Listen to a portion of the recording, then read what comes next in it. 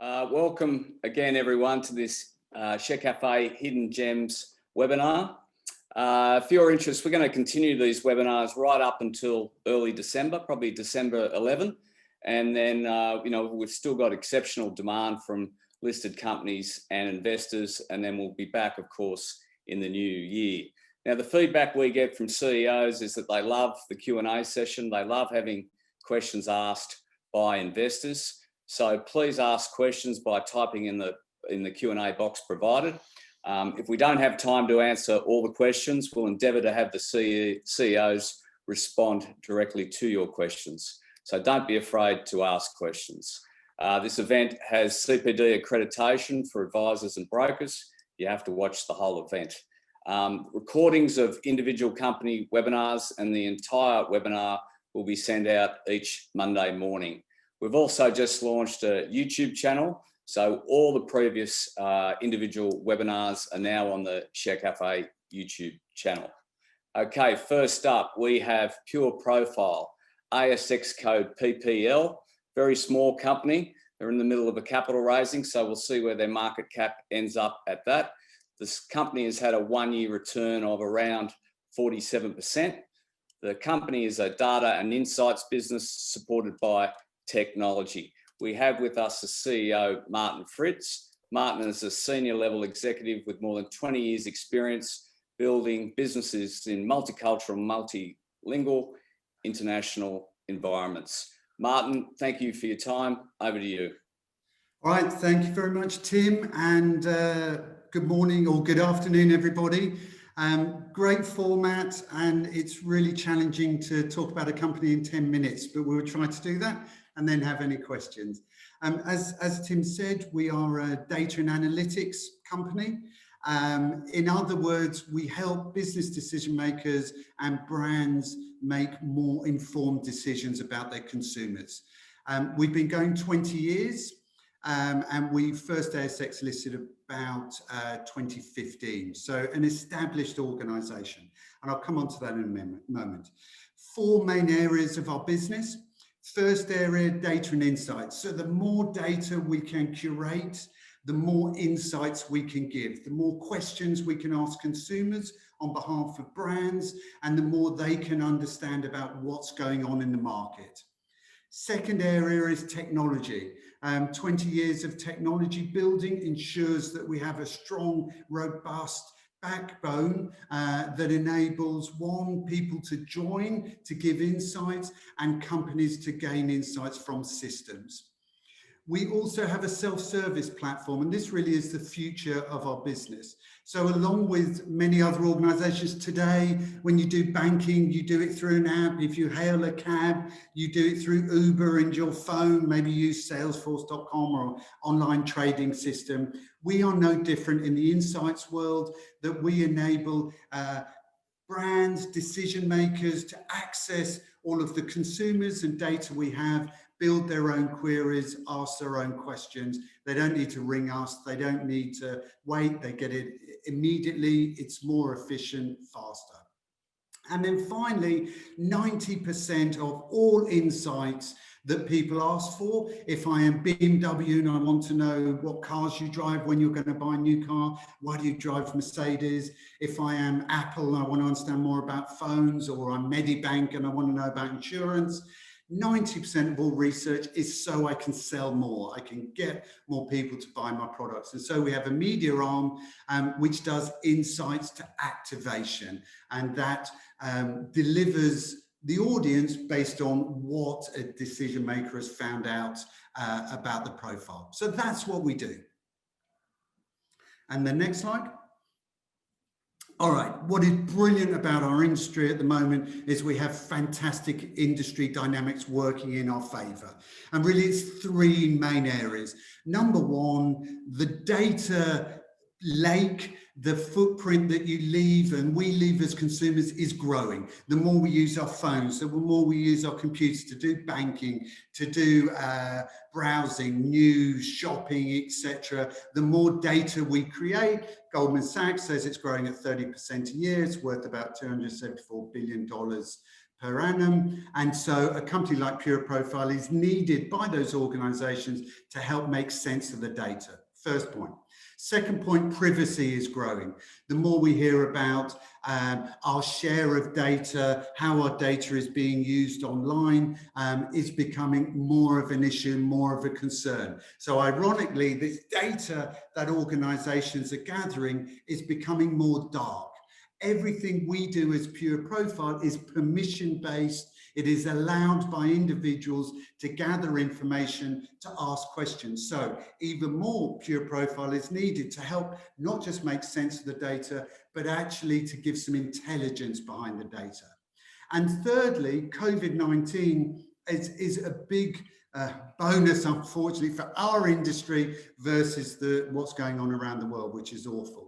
So for our industry, how it has been affected is that 6 months ago, research that companies did on somebody is almost not worthwhile today. And the reason being is today we have changed. We have changed our view on shopping, on brands, on buying a car, buying a house, investing in shares, etc. has changed just in 6 months. Therefore, organizations need to go back to consumers to understand how they are thinking today versus how they thought 6 months ago. So when we look at insights and when we look at media spend, that has been a hockey stick return to business because I want to understand consumers today. So 3 strong industry dynamics. If we can move to the next slide. Our business model. As I've explained, business model is we have decision makers. Decision makers need to understand consumers better. They come to somebody like Pure Profile, they come to us to understand their consumers and competitive consumers better. Might use technology, we'll definitely use all the data we've curated and the people that we can ask questions to. And so they gather from that insights. From those insights, they make business decisions and multi-million-dollar business decisions. What price should a product? Where should a product be on a shelf? Colors it might be, advertising messages, etc. is all made based on consumer feedback. And this is a continual loop. 85% of all of the clients we work with come back to repeat business. They want to understand more about their consumers. So it's a fantastic business model. Next slide. We have over 600 clients. Tim said we're small. I don't know the definition of small. 600 clients, 120 staff around the world. We are in Sydney, Melbourne, Auckland, London, New York, and we just opened Singapore a few weeks ago. We work with full remit of clients, including agencies, could be PR, advertising agencies, research agencies, who come to us or through our SaaS system to understand or answer questions for their brands. We work directly with brands, people like Medibank, banks, FMCG, telco companies, full remit, obviously sits within 600 clients. We work with other companies like Pure Profile. We manage data so well. We have such intuitive systems that other companies come to use what we have. And obviously we work with government, etc. Next slide. Moving forward, broadly have 3 areas of strategy. Number 1 is growing our data. The more data we have in the more countries we have it, the more insights we can give. Second area, the more we release this data through our SaaS platform, and we have more clients who use our SaaS platform, the more efficient we are. We can do what we do at a lower cost. We can do it faster. It is a win-win for us and for our clients that we deliver those insights immediately. And then thirdly, it's about growing, for example, our media arm that is based on first-party data that we have in the first element, and in the second element in having cool technology that delivers great campaigns for companies. Next slide. What does this mean? I have a decision maker, let's say Deliveroo. Deliveroo firstly understands whole of market. How do I do compared to Uber Eats, Menulog, etc., etc. I could look at countrywide, what's my market share by age, by demographic. I could also look by city. So I may well see I do really well in Sydney, but in Brisbane I have a lower market share to Uber Eats. Therefore, I come to Pure Profile and say, I've looked at whole of market through your systems, great. Brisbane, I'm not doing so well. I'm going to run a survey to all the Uber Eats customers in Brisbane. Why do I use Uber Eats? Or why do you use Uber Eats? Is it service, price, coverage, etc.? I run a survey, understand what it is, and then based on that, I run a campaign to all of the Uber Eats people in Brisbane saying, use Deliveroo, here's $20 off, or this is something about our service. So that gives an idea of the full service journey that a company might have with Pure Profile. Whole of market, how am I doing? Surveys, why are consumers doing that? And thirdly, I action my findings. Next slide. Last year, fully audited, you can see this on the ASX, revenue of about $25 million. Our operating profit last year was, EBITDA was $1.6 million versus a loss the year before of $1.7 million. You can see that that is growth, top right-hand graph. And that is because we've cut expenses moving forward, and expenses are about 25% lower as we move forward as a business. Next slide. We just released our Q1 revenue. Q1 revenue is $5.3 million, up 19% versus prior quarter. Operating profit up 61% versus prior quarter. Gross profit up 16% versus prior quarter. And we've given guidance of EBITDA $2.5 to $3 million. So roughly doubling what we saw last year. Next slide. In summary, we've completed a major restructure. I'll talk about that on the next slide. We're a profitable business. We are in an industry that is growing, and we have a clear pathway forward. Next slide, thanks. Oh, I haven't got that. We've also just announced a recapitalization, which enables us to move forward with cash in the bank, important for growth and investment. And also we've had a large debt overhang. Again, look at ASX, which goes back to around 2015 acquisitions, and that is a debt to equity. So we move forward, no debt, or very little debt, cash in the bank, and we are an organization that is absolutely growing, as you can see by our results. Thank you all very much. Thanks, Martin. Great presentation, bang on time. When I was trying to find your market cap, what is currently your market cap? And you're doing a 8-for-1 rights issue, is that right? So how much are you raising and how big is the company in the end? In a summary, Tim, market cap is about $3 million with a debt overhang of about $25 million. So we're approximately $30 million. Let's use that number.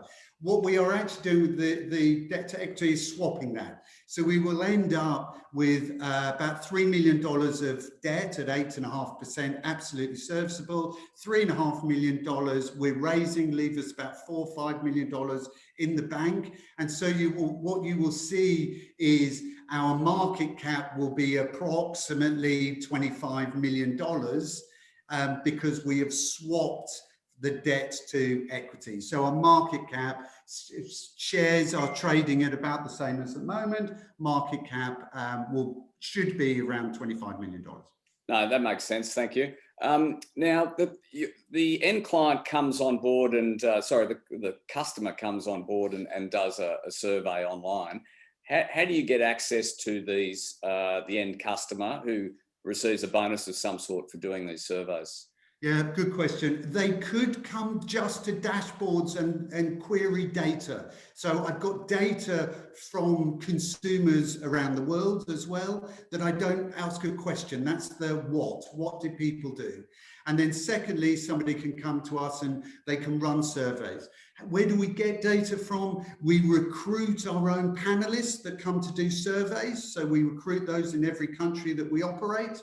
They receive a reward for every activity that they do, which is why they accept the recruitment. I also work with partners like News Corp, like Raise and others that we do recruitment with in their environments. And I gather data from a number of partners as well as my own data.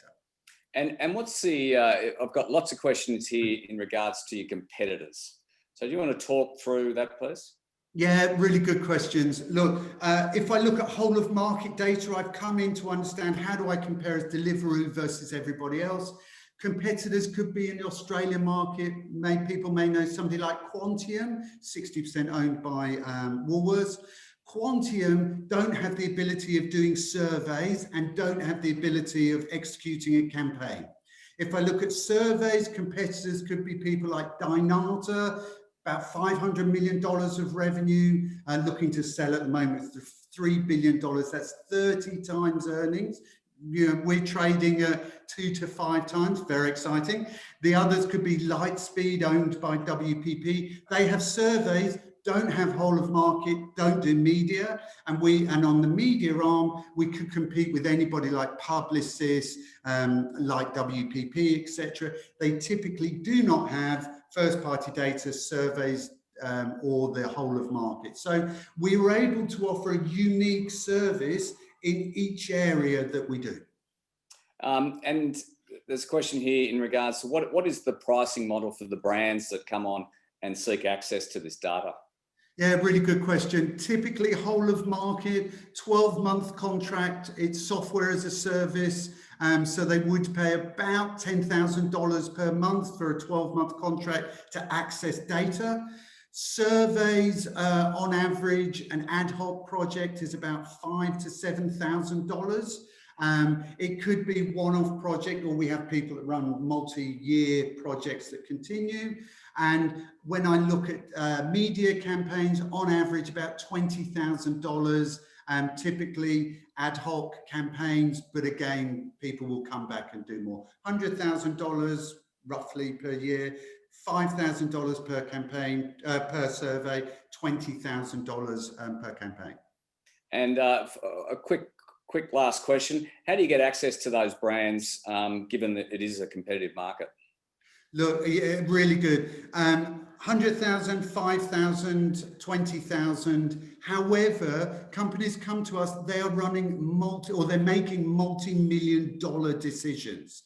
So they only come to people that have been operating 20 years, that have trust, that have a brand in the marketplace, that they know they can run a $5,000 project, that they are going to decide what price is a car, what area do I launch a product in, etc. And so that is an absolute USP. You know, you can't form a company today that somebody will come to and trust multi-million-dollar decisions on. Great, Martin. That's all we have time for. Appreciate you being bang on time, and we'd like to see you again. All right, Andrew, thanks a lot, Tim. Thank you, everybody, for listening. Okay. Next up, we have Nisantra Resources, ASX code NUS. It's got a market cap of around $64 million. It's had a flat one-year return. The company is an Australian mining company, which is focused on growing shareholder value by developing and operating gold projects within the Asian Pacific region. We have with us Managing Director Neil Whittaker. Neil's got over 40 years experience in the mining sector, working for Anglo American, Western Mining and Newcrest Mining. Over to you, Neil. There might be a little bit of a sound issue, but let's see how we go. Hi there, Tim, and thank you. I'm talking to you from Jakarta, and as you say, we're a developer with an exciting gold project in Awak Mas in Sulawesi in Indonesia. We're a young company. We floated the company just 3 years ago with the acquisition of the Awak Mas deposit. Do you want to just back up a slide? In 2017, we've reworked 20 years of exploration data. That's over almost 150 kilometers. We've drilled another 15 ourselves, and we got a brand new geological model, and we issued a DFS in 2018. In 2019, we established equity funding with an Indonesian partner, and actually we strategically relocated our gravity to Jakarta, and actually includes me with a little bit of the COVID overweight that comes with the current new normal. This year we're funded through a FEED and detailed engineering design phase, and we're well positioned to take the next step into construction next year. Our rapid success is no accident. Discovery, mine design, Gold price is tremendous, of course. It all comes through a business strategy that's built on big ambitions. Firstly, we're building value to deliver the next gold mine in Indonesia. Secondly, our culture's dynamic. We're still small and we're driving improved value. And finally, we see opportunity to grow our business. It's not just a prospective license that we have over here. We have Australian and Indonesian partners who see Outmass as just a stepping stone, actually, to a much greater future in Southeast Asia. Next, please. Just the disclaimer, and we can read that and just skip through it to the one after. Next one. So, a snapshot on this slide of our development. I've been in mining and gold for a long time. I've been through ups and downs. All of us have in the minerals industry far too often. But I've not seen a better time for gold. And I must just say it's important not to get carried away. Gold's a cash margin business, and we have to keep our feet on the ground. We have the experience and we know that. In looking at the project, I jumped at the chance to build this gold project, I have to tell you, because I saw the potential in the assets, in our geology, but also our people and the in-country partners Indica Energy and their construction company, Petrosea. We've already demonstrated an extended mine life to 16 years. We've increased plant production and grade in the first 4 years to an average of nearly 130,000 ounces. And as for funding, if you consider gold has been hitting highs this year, $2,000 an ounce back in August, and our all-in sustaining costs of less than $1,000 an ounce, it gives you a very healthy margin that actually de-risks any future fall in price. And the good news, long life, low cost mine ensures we're fully funded through this year with a $30 million budget, and we're well positioned with a considerable interest actually from lenders for debt finance. Indonesia, well, it's a country that's not always understood. It's overseas, but it does have huge upside for those who do know it and do get it right. And we are here, which is what counts. Looking forward, we'll continue to leverage gold price. We'll leverage our early payback of this project with an early revenue stream that'll add further value, and we'll optimize mine design further. We'll look at higher mill throughput to support a possible expansion. And as we're heading to construction next year, you might expect a serious re-rating of our stock. Thank you. Next. So let me tell you a little bit about the team that we put together. I'm a mining engineer with a career in operations and project development with large mining companies, largely overseas, many years at executive and director level. My drive is for a sustainable business practice, mining standards and performance through people in an overseas environment. I've worked previously over here in Indonesia, as has Matt Timbrell, our project director. He has proven major project development experience from Australia, and he recently delivered the Tokatindam mine expansion in northern Sulawesi. Matt Dobe is our new CFO, actually. He just joined. He has a background as an investment banker, well connected with Asian markets, and ideally suited to deliver the next stage financing. The remainder of our team, there's too many to mention here, but Colin McMillan is our geology GM. He's turned this project around with his knowledge and background from Newcrest and Kaja Valley and Gossawan. Boyka Abedin is our Masmindo President Director and Head of External Affairs, hugely influential with over 20 years experience over here. We have two Matts, two Adrians, Adrian Pratt, our GM Tech, and Adrian Rocky, our Country Manager. He looks after permitting, compliance. He's been with the project for 8 years. I'm not even going to go into the experience of the board. I think suffice it to say that we are well covered across the disciplines of finance, banking, mining, and so on. So a strong register and partners. This is what counts, I think. Let me talk you through this. Lion on the top left, an investment house involved in many project developments for over 23 years, this one for 10. Australian Super invested in 2017, launched the company. Their interest has moved now to Federation Mining, established by Jim Askew, Mark Lemazurier. They too are building and currently starting the Blackwater mine in New Zealand. The third investor and strategic partner is Indica.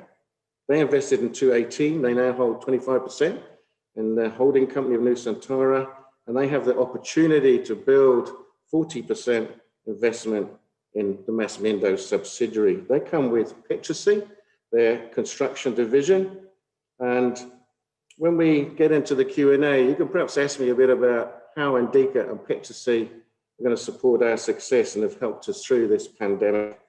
We're also contracted with names you know, AMC, DRA Global, Golder and Coffee, and this is the team that will deliver our mass.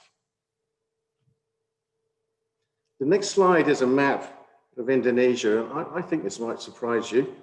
The scale of gold mining in Indonesia is shown on this map. The 7th largest gold producer in the world. There's a string of mines you can see there along the southern rim, including Tujuh Bukit and Batu Hijau. Mines to the north, where Tokatinda, where Matt Timbrell used to work. We sit in the middle near Nickel Mines Limited.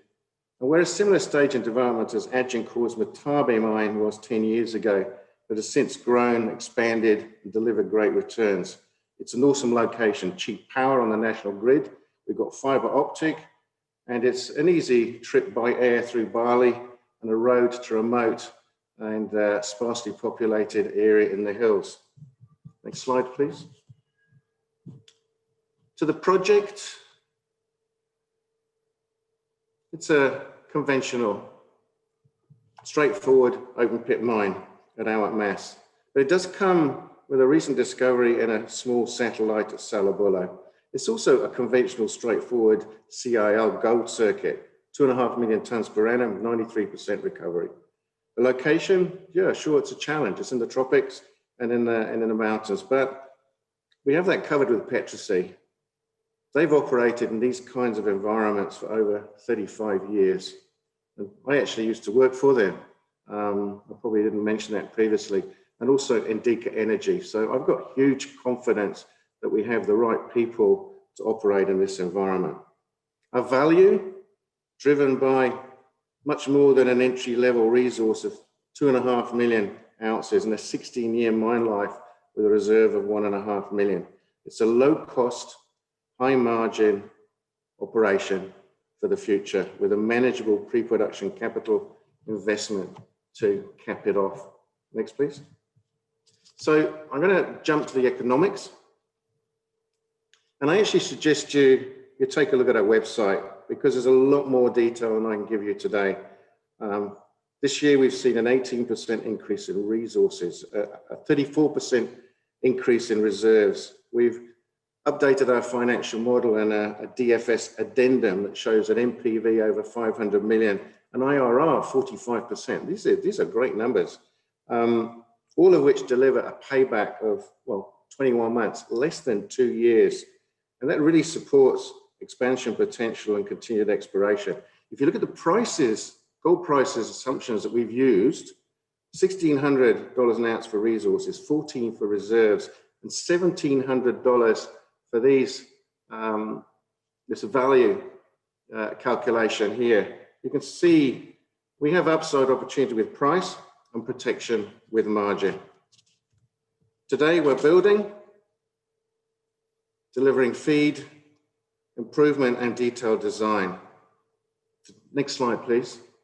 The slide is 70% complete. Last quarter, we had up to 300 people at site, drill rigs covering ground investigations, and we're 91% complete in our geotechnical studies. We've commenced our close space drilling, seeking measured reserves for our first 2-year production, and we're looking at upside potential. We've appointed a debt advisor, and we received the first of the two-stage report from the independent technical expert, SRK, that endorses the work we're doing. We're well on the way towards gold production. My final slide. Well, actually, I've got a couple left, if I just have a couple of minutes. I'd actually like to talk about the upside, just to switch for a minute. Opportunity to improve and add value. Gold price supports expansion, and we're now studying optionality to grow. High gold price also supports added value with reduced grind size and higher milling rate. Next slide, please, and I'll talk a little bit about exploration. This is our lease I'm going to show you in a minute. We have a little bit of a lag here for me, maybe better for you guys. Next one. That's it, this is our mining lease. We've got extensive mineralization across here. Many sites here are shown in the little yellow dots. They're all clumped together, but this lease is 8 to 10 kilometers wide, 18 to 20 in length. It's only 60% explored, maybe only half of that seriously. And all the dots are to the left of the Candiapi fault. And these structures that you can see that cross the lease, these are the structures that carry the mineralization that we've already discovered. There's no reason to suggest we don't have a considerably bigger resource. Next slide.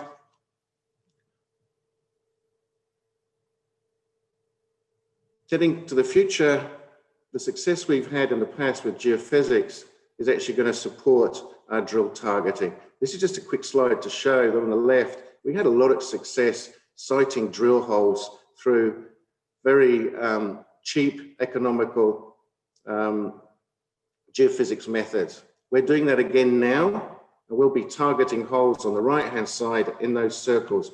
What's clever here is that we've managed to pinpoint the high-grade structural shoots, and we're actually now sighting drill holes and hitting those.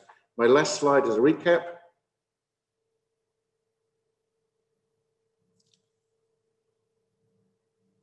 A bit of repetition, a long life, high margin project. The people and invested partners, well positioned with a high debt carrying capacity, and we're not finished. And all I can say is you should probably keep an eye on our website for the news flow in the months to come. And please do ask questions now or send them to me later. It'll be a pleasure to answer as many as possible. Thank you. Thanks, Neil. Probably got time for a couple of questions. One of them is that it looks like a great gold project in a tough country. What is the key to delivering this successfully? Well, I hope I've touched on that. I think it's people. You know, engineering is, you can do with the right consultants. And we have those. We have the guys in Australia, AMC, Golders, Coffee. But right now, today, we've maintained our progress using local subsidiaries, local contractors. You know, we've got up to 300 people on site who are actually being managed remotely and very successful. So it's the partners and the people over here and a long mining history that I don't think people fully recognize, but we do. And so are your leases well secured? And what's the mining law under review there? Well, you've got a 30-year mining lease. It actually is 33 because we're just heading into the construction phase. And there's a requirement for divestment. But in our case, with a newly issued lease a couple of years ago, we don't have to divest beyond 50% until 10 years. And it's very likely that our Indonesian partner would acquire that interest, you might imagine, in 10 years' time. Okay, great, Neil. That's all we have time for. There's a few more questions. I'll email them to you early next week. Thank you. Please do. Please do. It'll be my pleasure. Thanks, Neil.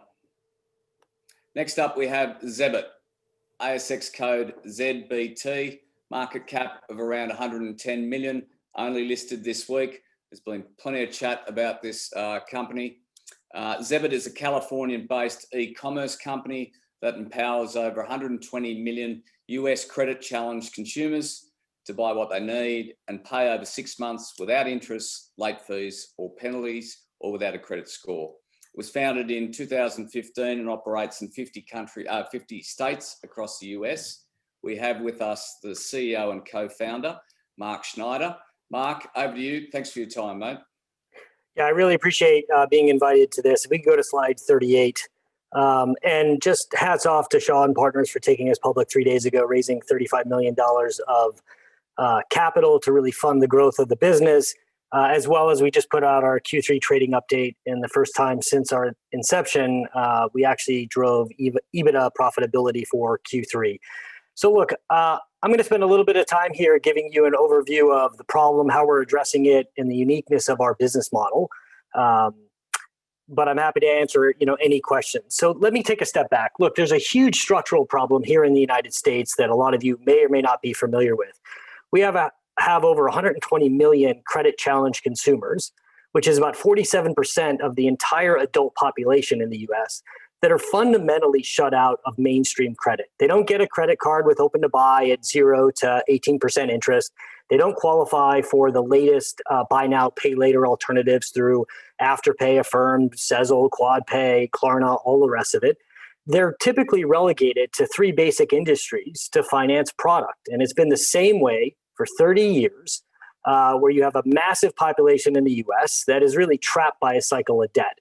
So we have 3 industries here: rent to own, lease to own, and of course the payday lending industry, where consumers can either get a slim selection of goods and services where they pay 200 to 400% above retail for basically used product, or they take out a 400% APR payday loan to go out and buy what they need and really get trapped with the interest, fees, and penalties that accrue from that. Which in 2019 was over $66 billion of interest, fees, and penalties associated just with these 3 industries alone. So look, there's an $85 billion market opportunity to disrupt all these legacy alternatives, level the credit playing field for these credit challenged consumers, and give them an ability to buy what they need and pay over a substantive term, because none of them can really afford to use one of these 4 payment models. So as Tim said, Zebit is a California-based e-commerce company with our own buy now, pay later alternative, where we offer the ability for credit challenged consumers to buy what they need across 25 different product verticals and pay back over 6 months without interest, fees, or penalties, or pulling here in the United States called a FICO score. And so this is a white hat offering that is transforming the way consumers in the United States get access to product and credit. Now, I founded the company in 2015. We went into production in 2016. We raised, before the IPO, about $55 million of venture capital out of Silicon Valley. We've had compounded annual growth since 2017 through 19, over 100% year over year, given the capital that we've raised to prove this fundamentally different business model. This is not a better mousetrap. There is no one data source to really understand how to allocate credit to a credit challenged consumer in the United States. We've had to build our own, and I'll talk a little bit about that in a second. In the prospectus, as you can see, and all the financial information is in there, we're targeting for our forecast period to be about $109 million. This is all US. Going into next year, the forecast period has the first half of next year in it. We're back post-COVID, returning to almost 100% year-over-year growth again. And we plan to use the 35 million Australian to really fund acquisition to scale the business to profitability over the next 18 to 24 months. Next slide. So let's just talk about some key highlights. Look, it's a massive market and there is no competition. There's nobody in the United States, no e-commerce company, not Amazon, not Target, not Walmart, that has figured out how to crack the signal to give credit to people that don't have what we call a good credit score. And there's 45 million people in the US that have no credit score, and the rest of them have an impaired credit score. Zebit has cracked that signal. We have 5 years of operating experience, really building our own big data set, all the stuff that that Martin talked about gathering your own consumer behavior data. Well, we've wrapped all of that and invested about $55 million over the last 5 years to build our own big data set, to have machine learning models that underwrite a customer at the point where we acquire them and at the point of sale. And I'll make this clear through the customer journey. Look, we are an e-commerce company. We capture the full gross margin of the transaction. So unlike some of the other buy now, pay later players that get 2 to 3% of commission off of the total transaction value because they sit in some other e-tailer's cart, we own the transaction, we own the customer, we own the credit loss. And the way in which we keep the vast majority of our gross margin is to ensure we have a streamlined e-commerce operating model. And so Zebit is connected with some of the largest wholesalers, distributors, and manufacturers in the country to offer 25 different product categories at any one time, 90 to 100,000 SKUs across these categories to our consumer base where they can buy now and pay over 6 months. Now, we have really have a special advantage, not only in our underwriting, but really in the customer is the asset here. So we acquire a customer for less than $12. We pay it back in less than 12 months, which here in the United States, that's the gold standard for payback. You pay back the marketing and the fully loaded data cost to acquire this customer. Okay? This customer buys and buys again and again and again. So we've created a one-stop shop for this customer where they're consolidating their purchases and really de-risking their own revenue over time. And I'll get to that in a second. I think a really important part to looking at sort of a 5-year business is the customer also rewards us, not only with their purchases and their payback, but also they refer new registrants to us for free. So about 24% of our monthly registered users come to us free of charge. And that's what really keeps our acquisition costs low. Why do they do that? Because really over the last 30 years, this customer base has never gotten a fair value proposition that gives them the ability to buy like a first-class citizen, pay back over time, and not really be the prey of interest fees and penalties. On the upper right-hand side of the corner, this is an example of sort of customer revenue that builds over time, and I call this subscription-like revenue, even though there's no fee to join. You take, for example, when we started the company in 2016, the customers that we acquired in November and December generated $2.4 million of revenue. Those same customers generated $3.6 million of revenue in 2017. Customers generated $2.7 million in 18 and 2.2 in 19.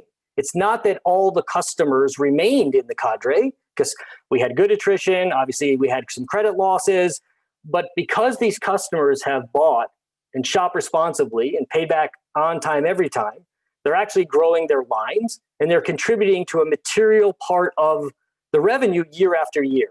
So fundamentally, our competitive advantage is how we underwrite customers using our data, third-party data, the 4 million applications, the millions of orders and order attempts that have happened on our platform. But we also get the benefit structurally that as a customer pays off their first order over 6 months, their bad debt just drops exponentially. And as you're on the platform for a year, 2 years, 3 years, we have proven that we've transformed this risky customer into a customer that looks like you or me, that really has expected bad debt in the 1 to 3% range. Next slide. So let's talk a little bit about our business model. So we are an e-commerce company. We have our own buy now, pay later solution. We offer products and services from electronics, home, jewelry, fragrance, outdoor. We're the only company in the country, in the United States, that actually can finance virtual electronic certificates. So I can actually finance if somebody wants to do an oil change, take a vacation, go on an airline, or buy something that I don't offer at this point in time. We have over 81 different dropship suppliers on our platform, and that really allows us to avoid all the gross margin eating activities. We don't buy inventory in advance. We don't have warehouses. We don't have the concept of discounting. We don't have the concept of returns. And all of that eats at the gross margin of a typical e-commerce company. All of it is just in time. It's all technology enabled, integrated with our suppliers. We've just hit the tip of the iceberg, in the US to really build out our product portfolio. Next slide. So let me talk a little bit on the left-hand side. How do we acquire customers? Because we're talking about, a massive market in the United States. We have three basic channels. The first channel I talked to you about was organic, which is absolutely free acquisition. We have what's called a Net Promoter Score, the willingness to recommend, which is world-class relative to Netflix, USAA, Amazon, etc. But it doesn't really mean anything unless somebody actually drives somebody to your site and you approve them. And as I said, almost a quarter of our monthly acquisition every month for the last 3 years comes free of charge because we're offering something that no other company has ever done to break the cycle of debt, to this audience. We also have B2B partnerships and platforms.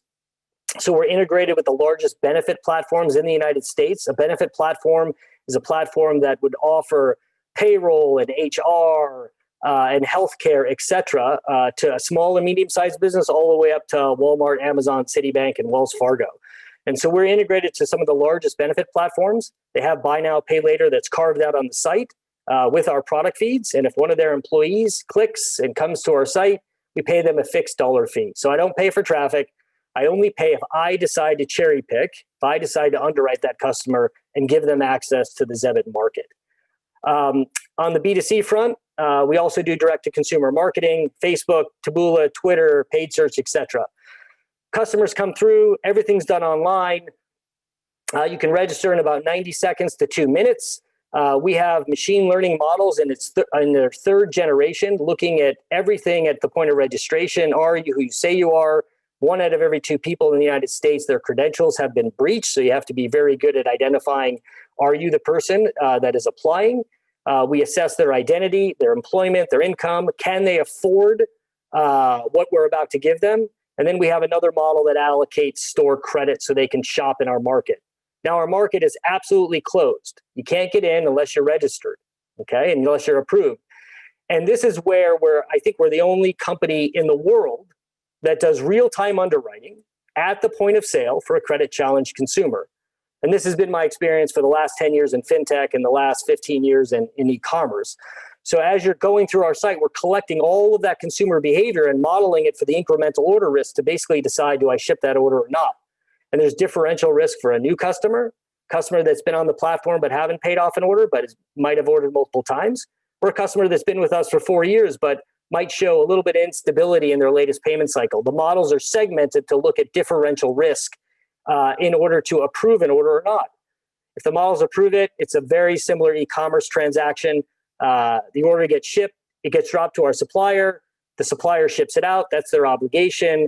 We set up the installment payment, every customer pays something at checkout, and then we finance, for example, if a customer pays 25% of their cart total at checkout, we'll finance the 75% over 6 months in equal installments according to when they get paid, because we understand where their income is coming in or where they're employed.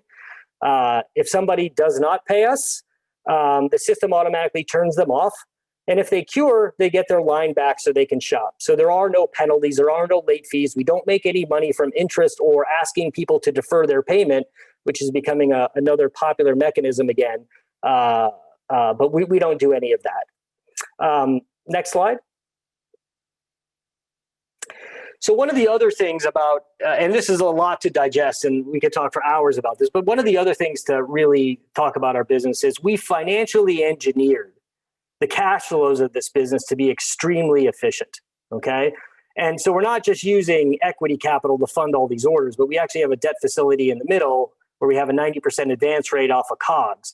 But the way it works is, let's take an example, $1,000 order, an example, 25% gross margin, even though our gross margins are up to 27.5%, 28%. A customer, let's say, pays 25% at checkout. So we get $250 right there.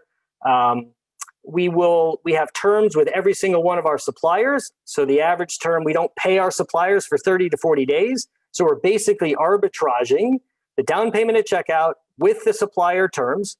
And we're collecting an additional payment or two from the customer so that when our COGS are due, for this example, we've collected, it's a little bit small, but we've collected about $375 in cash that's on our balance sheet, with the COGS being, let's say, $750 with a 25% gross margin example. And then our COGS are due on day 30 to 45. Well, we have $375 on our balance sheet. We owe $750. So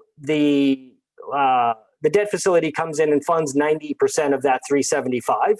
So in reality, for a $1,000 order, we're using about $37.50 worth of equity capital to fund it, and the debt facility takes care of the rest. Now, the debt facility is really only used, in this example, the fully loaded interest is about $11. So because we turn our portfolio about 4 times a year, it's a very effective use of debt capital to give us spread. At the end of the 6 months, we've made $250 of gross profit. If you take an average bad debt of 15%, which in the prospectus, it's actually 14.7%. And as you saw the Q3 update, it was about 6.3% given Q3. We're still making $100 of net profit, which is 1,000% IRR. So we've really fundamentally structured this business to be streamlined on the operating model perspective. Our competitive advantage is around how we underwrite a customer and retain them over the long term. And then we have our funding mechanism so we can use the equity capital that we've raised to acquire more customers, invest in the platform and the technology, and expand the business versus using it to fund orders. Next slide. So look, we have a really highly diverse and experienced management team as well as board. And look, I built this company.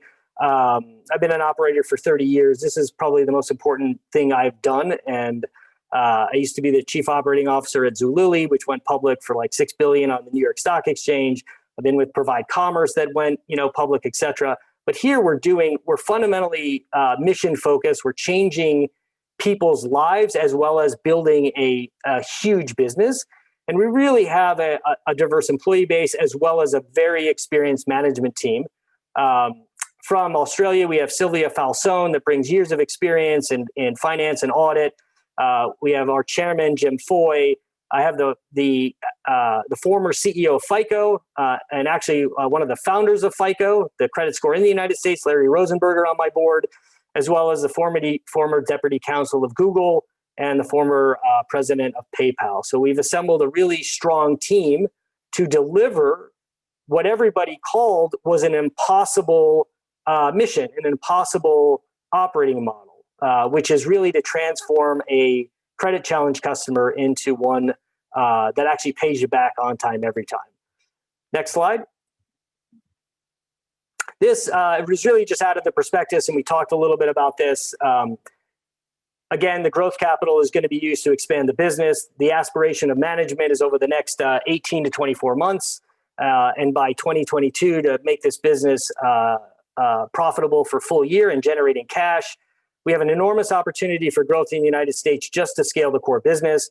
There are obviously adjacent lines of business we will explore into, which is small and medium-sized business, as well as offering differential services to our customers, as well as geographic expansion to countries in Latin America and Europe, et cetera. But our near-term focus as operators really is delivering on the forecast, growing this business to profitability, and expanding the contribution margin. I'm happy to take questions that you might have. It's a lot of information in a short time, but I appreciate your attention. Thanks, Mark. We're actually out of time, but I think you might have gone back on mute, actually, mate. One question. You've got a long list of private equity shareholders, and how did you end up in Australia? Yeah, so we have venture capitals. I don't mean to correct you, Tim, not private equity, but venture capital holders. Look, for the past 18 months as the CEO and the chief operating officer, my job is to bring capital into this business to make sure that it gets to its end destination. I've looked at the ASX over the last 18 months, come down to Australia twice, probably had 100 different meetings with institutional investors, and really looked at this market as a disruption market. That is very open and has been socialized to buy now, pay later through great companies like Afterpay. And I really look at it as a great destination for small and medium cap companies to get non-preference capital to grow their companies. Look, this is not a liquidity event. We're committed to this market for the long term. That's how we priced the round, to give Australian investors the same upside that we've been working on for the last 5 years. We will build our valuation through execution. But I found that, the market here is really open to e-commerce. It's open to buy now, pay later. It needs a level of, I think it likes disruptive models. And I think it's open to education on different consumer bases that might not exist here in Australia, but clearly exist around the world. And we need to innovate and capture new business models that address those big markets. Otherwise, you just get the same model coming in that just replicates itself. So I found the reception to be fantastic. I'm looking forward to a long and tenured opportunity to deliver value to Australian investors. Thanks, Mark. We've got lots of questions, so I'd like to follow up with you during the week, if you don't mind. I think you really clearly articulated how you differentiate your buy now, pay later model. And just remember, Australia is a good place to visit when you get time and when you're allowed. So thanks. Yeah. Thank you, Tim. I appreciate everybody, and I'd love to follow up on all the questions. So I appreciate your time tonight. Thank you. Next up, we have Australia Resources, ASX code ESR, market cap of 120 million. We have Chris Dawes with us, who is 80 k's northeast of Kalgoorlie. That is not a drop-in sign, that is real life. Australia is a diverse West Australian-based company focused on the exploration and development of nickel projects and increasing shareholder value. Chris, we're a little bit over time, but appreciate your time out there. Thanks, mate. Thanks, Tim. Thanks, ShareCafe, for having me. Thanks, listeners. Pleasure to be here from Carboy Rocks. Thanks for the introduction. We will get through fairly quickly. It's not a very technical presentation that we have. It's fairly straightforward. Very exciting time to be in Australia Resources as shareholders and working with Australia. We are a WA-based exploration company. Fairly straightforward what we do. We go looking for things, drill holes, see whether we can find some fairly serious upside. We've done that at our T5 prospect at Carboy Rocks, which is our flagship project in a mafic layered intrusion, and we've tagged a massive nickel sulfide at our T5 project. We've got an experienced board and management team that can deliver this exploration play to resource, and that's what we intend on doing. Next slide, please. This is our share capital in Australia currently. We've had a bit of a transformation for the last couple of weeks. October 8th, we announced the discovery of our T5 intersection. Share price has risen significantly. We currently have cash in bank of 3.8 million as our exercise of our deep in the money options comes through. There will be no capital raising in the immediate term as we boost exploration out at Carboy Rocks. We've got something like $20 million worth of deep in the money options, which our major shareholders and supporters are converting and bringing capital into the company to expand what we're doing at Carboy Rocks. Next slide, please. And this is where we are. It's a very, very important slide. We are on the doorstep of Kalgoorlie Boulder. We're only less than an hour's drive out to site. We've got major infrastructure, road, rail. We've got gas pipelines, water, access to water. We've also got major nickel infrastructure both south of us at Black Swan and also out at Kambalda. Obviously, if we think we've found what we have got at T5, we'll probably build our own processing infrastructure to develop this mine in the future, but obviously we've got a little bit ways to go. We have got granted mining leases and exploration licenses covering some 250 square kilometres, and as I said, it covers the mafic layered intrusive, which is a very important thing to know because that's where the big ore bodies are found in these big complexes. Next slide, please. A little bit of history of Carboy Rocks. It was discovered in the late 60s in the nickel boom. I have mentioned this over some course of some time. It's gone through various hands until it came to Australia in late 2017. We've been here for a couple of years working away at trying to find the source of the carboy pipes, which was a remobilised sulfide that was mined by WMC in the 1970s. And it is that source that we have been hunting for the last 2 years. And we believe that the carboy pipes mined by WMC in the 1970s is just a small portion of what potentially lies at depth at Carboy Rocks. Next slide, please. So the source, these carboid rocks pipes, is what we're looking for, is massive nickel sulfides. Total production at the carboid mine was around 200,000 tonnes at 1.4% nickel. And, you know, when you do your desktop studies of these things and you're looking from afar, you look at the grade and you go, well, 1.4% doesn't really excite me. It did excite me when I saw the photographs of the massive sulfide. When they were mining these pipes, they took a lot of barren material, and that barren material obviously diluted the mine grade, and also caused complications with the concentrate, the flotation of that, because it increased the magnesium oxide in some of the barren xenoliths that were actually within that host of the pipes. So our aim is to find the source of this massive sulfide, where the pool is. There won't be any xenoliths in there, obviously, in a chamber or where the source material is, and obviously the grade will be, we expect it to be much higher. There was 4 pipes in total found by not only Great Boulder, but also by Defiance Mining and others, as they concentrated on the mining of these pipes over the time in the nickel booms that we've been through over the last few years. And I guess it's that concentration of looking at the mine site and looking at the broader area that we saw as the greater opportunity, looking beyond the mine site, using modern technology to go and hunt down what we believe will be a sizable ore body. Next slide, please.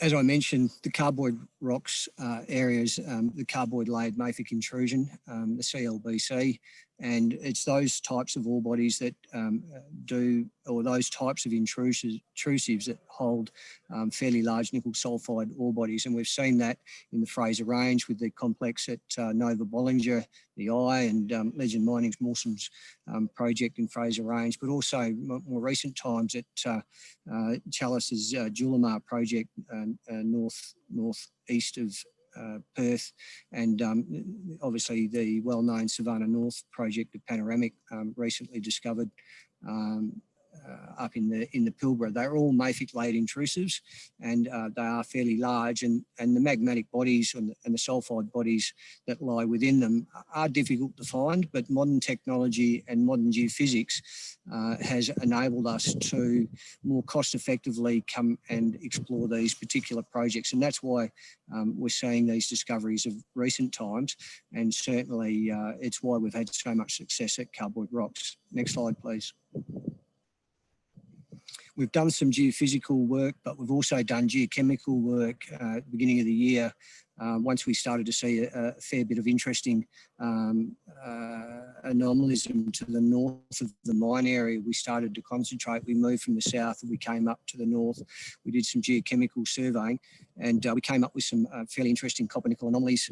We're now running what we call our phase 4 moving loop, high-powered ground geophysical surveys across those geochemical areas out to the northeast of the Carboid Rocks mine, and that's still running at the moment. We've got GEM Geophysics running that program. That'll run for another few weeks, and we'll see what those geochemical anomalies might hold in the near surface, and then we'll go back and probably attack those areas that we are seeing some geochemical anomalism like we did at Target 5, and do some deep diamond drilling just to see what could lie at depth. And it's how we've approached the T5 target. We did do our phase 3 moving loop. We found T5, and then we had the geochemical anomalism. Next slide, please.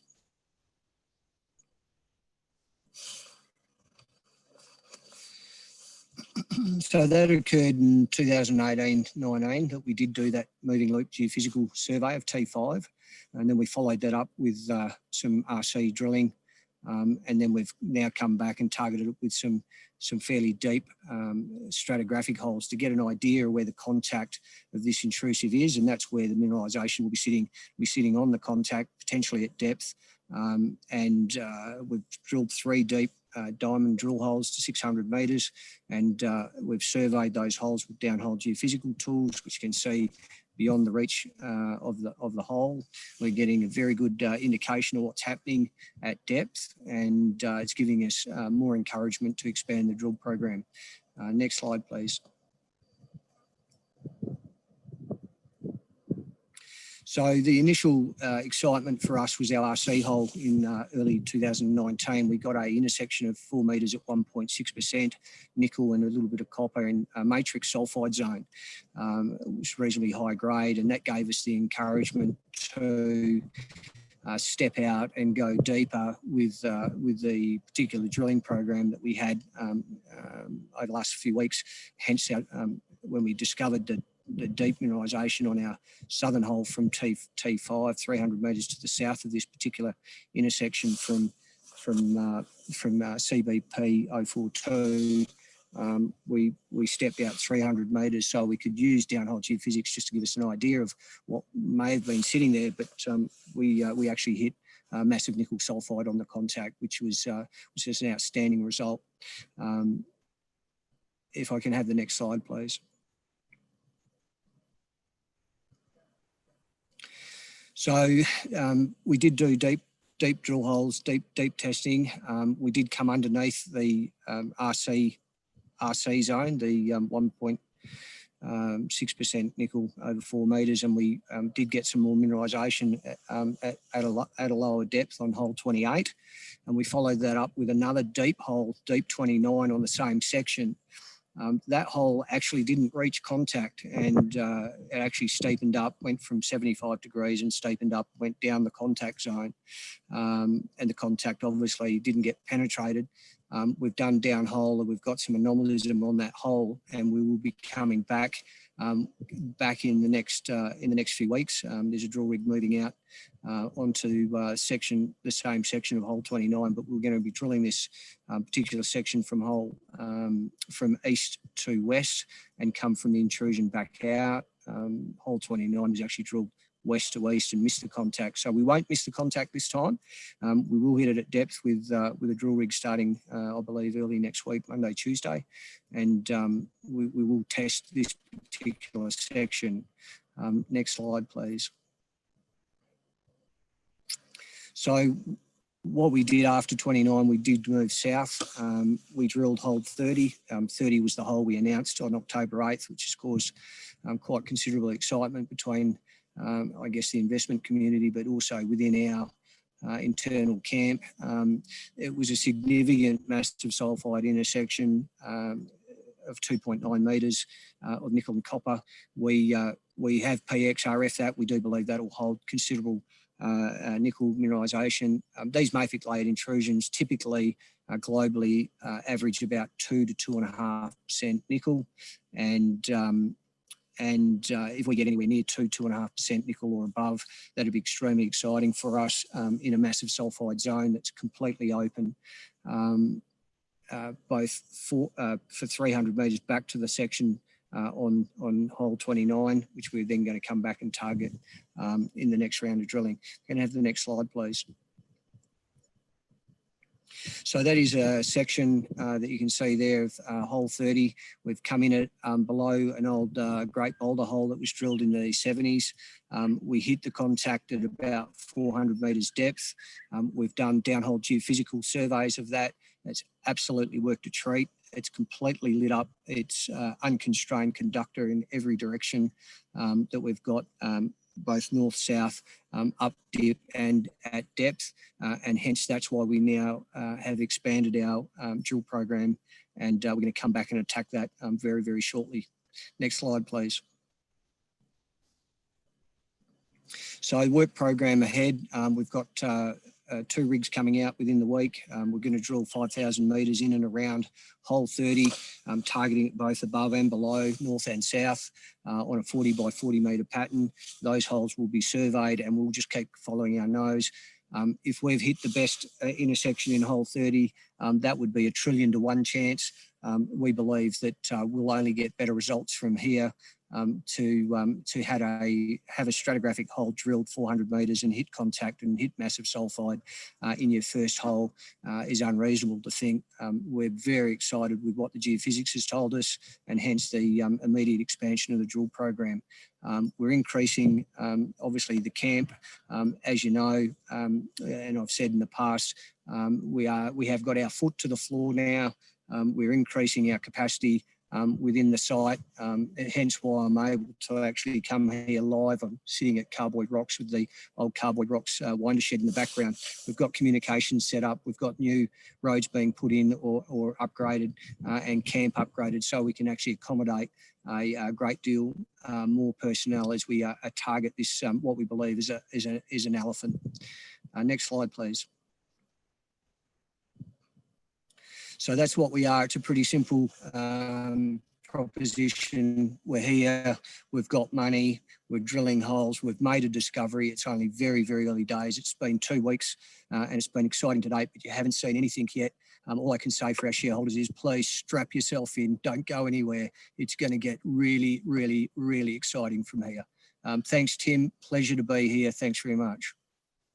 Love the passion, Chris. You've got some passionate shareholders too who have enjoyed the 1,200% rise. So what's the timeline between now and pulling nickel out of the ground? Thanks, Tim. That's an interesting question. Will we be here to pull the nickel out of the ground in a couple of years' time? Look, I wouldn't like to sort of get to that point yet, but all I can say is we're going to drill this ore body out. We're going to see how large it is. We're going to attack this with some vigour now that we've tapped into it. We'll use modern geophysical tools to see the extent of this and what's laying at depth. But I can assure shareholders we won't leave any stone unturned. We are going to attack this with everything we've got. We've got $20 million of shareholders' funds that are deep in the money. They're supporting us. I'll continue to support the company. Just strap yourself in. We're off. We're certainly off. And there's obviously a lot of excitement about the battery chain. And so there's some questions here around, would you look to secure a contractor sale with a company like Tesla or Panasonic or LG?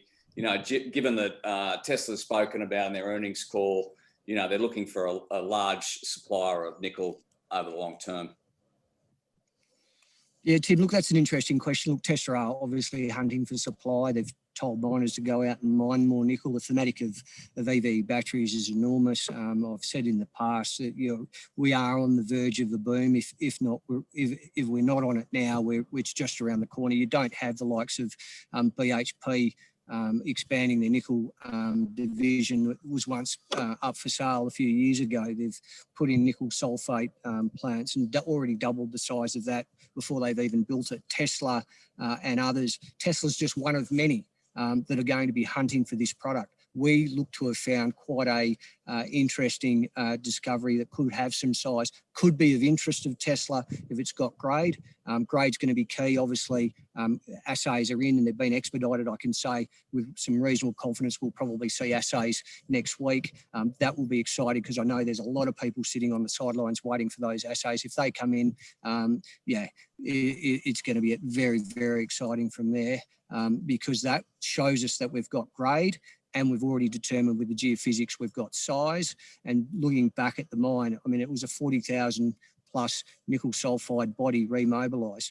If it's only a small portion of the source that's been remobilised, which it would have, it hasn't been completely remobilised. You can only remobilise up to about 20% of the body. We're looking at something in the range in the hundreds of thousands of nickel tonnes. So that's why we're excited.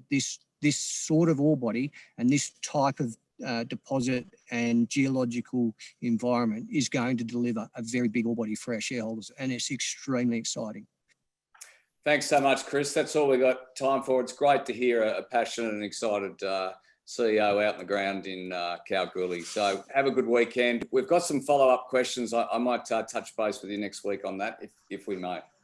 Thanks, Tim. Pleasure, and thank you, listeners. Thanks, Chris. That's all we have time for this week. We're back again next week. Thanks for your time.